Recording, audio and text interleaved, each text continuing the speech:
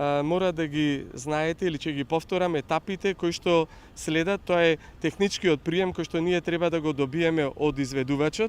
После нашите забелешки за недостатоци, односно отстранување на неправилности, односно некои потези кои што ги немаше во проектот и беа обврска на изведувачот да ги коригира и да ги доизведи.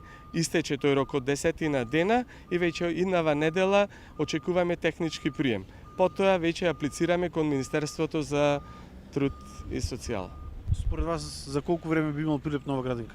Па ако наидиме на разбирање од Министерството, јас се надевам дека веќе за 1 месец до месец и пол треба да добиеме одобрение, бидејќи онив ги очекуваме и блок дотациите, односно бројот на исполнување, поточно согласност за работните места кои што треба да го исполниме со кадар просторот на градинката.